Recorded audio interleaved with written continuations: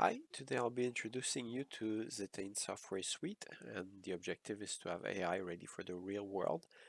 So we're doing robustness testing and evaluation to improve performance of AI solution.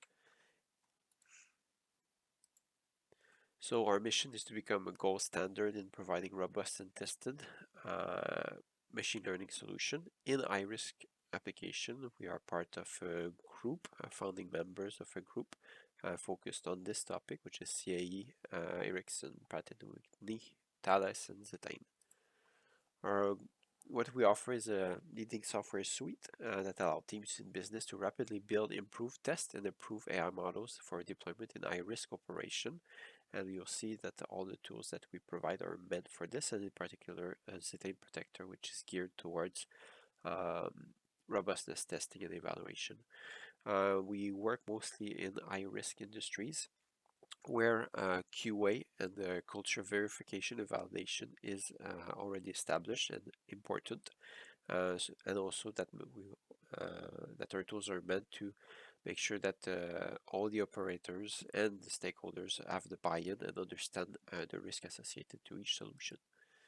Whereas we have worked with many clients in the defense sector, construction, medical, aviation safety, and so on. We've been supported by many partners in Quebec, Canada, and also different other organizations. In reality, machine learning is mostly code. It's really just code used from open source systems such as TensorFlow and Keras. And in the end, there's not something really magical, but it's really code that is running pretty advanced algorithms. And it turns out that testing and evaluation also is the present status now is that it's mostly code. So if you're lucky, you will get large like I guess the nicer tables with different metrics related to it. But what you mostly get from data scientists is these numbers, and usually at the end it's only one or two numbers. This is clearly not enough, especially when you're talking about images and so on. And the goal of Zetane is to make sure that you have as much information as possible and is the most accessible and easy to understand. So is AI dangerous? Well, most people would say that yes, it is. And when we say it's dangerous, then we would think of different events, different versions in the science fiction world, such as Terminator. And yeah, so but that's not really the case. AI is actually much more dangerous than that. And the reality, the danger is that models are not robust, and we don't know when they'll fail. And this can cause like a really serious problem, especially in high-risk industries. So an example of this is YOLOX state-of-the-art model, and you can see that if it starts snowing, if this was applied to autonomous driving, you would see that at a certain level of snow, the traffic light would be detected as balls. And this is really dangerous because if we expect the car to stop at a traffic light, and if the car thinks that they're balls, uh, this is uh, this is actually pretty dramatic. Um, this same state-of-the-art model has a lot of weaknesses, and basically our job and the software's job that we have built is to extract all these weaknesses so that you can improve it and make your model more robust. So in this case, we see that if we reduce the brightness, we go from 89% traffic light detection to zero, basically. And in this case, we see that even if it's written traffic light, models are not trained to read traffic like nice labels like that. And yeah, so we see those errors, and it's the same for noise. So if we have there's certain levels of noise or where all the detection will start failing or giving out no results at all. So we see that there are no bounding box. So the objects are not seen by the machine learning because the level of noise changed. So Gartner predicts that 85% of AI projects will not deliver erroneous outcomes due to bias in data algorithms and the team responsible for managing them. And basically, the software we built is to address this all these, and so that everyone can look at a very clear report, understand the operational boundaries, and also ask questions and verify if everything will be working when they're deployed. So there are many reasons why our projects fails. It can be between the lack of understanding between data scientists and supervisors, lack of understanding of the metrics, and also maybe we are not looking if it will fail in different use cases. So this is what we've built, and because the reality is that getting models operationally ready is hard, and our goal was to make it easy, so we've built a Zetane Protector and the Zetane Insight Engine. So we have this software suite. So here we can enhance robustness and performance, and here we evaluate it, and we can go deeply in the model to look at the behavior within the model itself. And this is a cycle. Today I'll mostly be presenting Zetane Protector. So this is Zetane Protector. The way it works is that we input two files, the model itself that's been trained in the data scientist infrastructure, on the data scientist team's infrastructure, and a test set, which basically will be um, pushed to the on-premise computing platform or the cloud computing platform, and then it will be scored, and also it will be modified multiple times with different transformations. So in this case, if we have snow, so it will take that data set, change it many times, and then score it again, so we can see really clear graphs of how the performance degrades. So I'll do a quick demo of this. So here we are seeing like a test set and a model, and we're seeing the accuracy for this test set. It's 184 images of classification. The objective is basically to classify each image as industrial area, mountain, a basketball court, and other options. And when we look at how this image was scored, basically we're able to see everything within that instance, which means also where the model was looking at that time.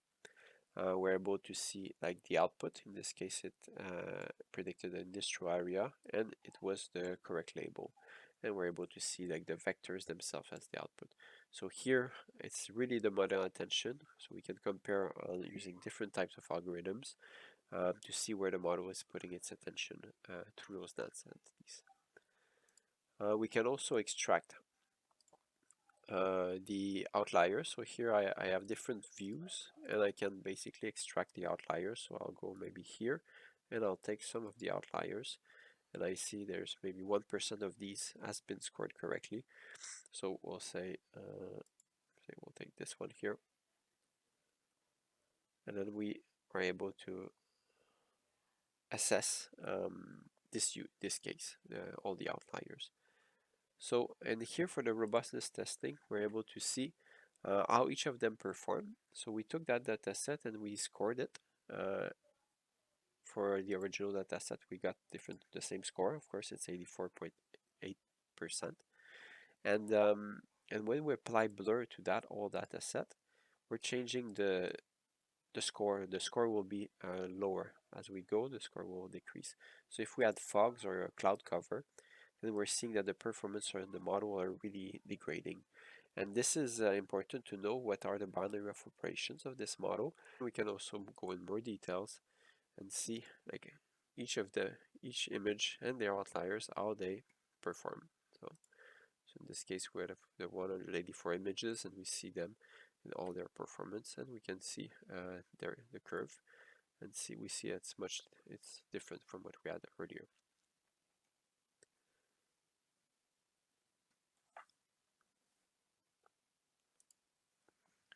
So now we'll look at so this already covered in the demo, and important examples is so in this case is fighter jets classification.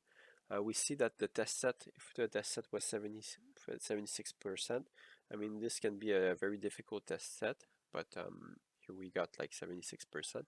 But we realize that if the image is flipped, the accuracy can drop also dramatically. And this happens for so many types of transformation, whether it's contrast, reduction in brightness, noise, and so on. And this one is pretty clear. I mean, there's no real reason why we should get such a drop of accuracy. The good news is that even though we're going so low, this can be solved, because the only thing that we need to do is now generate a new data set with a lot of flipped images, and this way we'll be able to retrain the model, and the model will adapt to this, and so that in this case we'll get a very nice line. So we'll probably get very similar accuracy, whether it's flipped or not flipped. So this can all be solved for all transformation models, can be adapted by generating augmented data. And the way we use Zetane Protector throughout the project is by continuously doing robustness testing and evaluation, and also improving the model based on the insight that are gained. So the first thing that we would do is that we would train a model really quickly, get some data set, train the model, get some result, and then pass it through Zetane Protector to get a really clear idea of what's happening with the data, what are the weaknesses, and so on. And this, from there, we would advise and maybe correct the data set, add more data, or maybe modify the architecture of the model. So this is what we can do for that augmentation. So like I said earlier, even if the performance of the model degrades greatly, if it starts snowing or there's noise, these lines can be made pretty straight by adding more data of that type. So we automatically generate this synthetic data. This is also part of our tooling. And we've seen that even by augmenting general robustness, we see that even the general accuracy of the original dataset goes up by a quite high number of points. This has a really large implication, because we can go from, say, 67 to 74%, which kind of goes beyond the state of the art, and also would make sure that this model can now be deployed depending on your boundary of operational boundaries. So yeah, and if you need to go more deeply into the model for certain outliers and know exactly what's happening within the model architecture at different point within the model, then you can also use the Zetane Insight Engine, which allows you to do deep model diagnostic.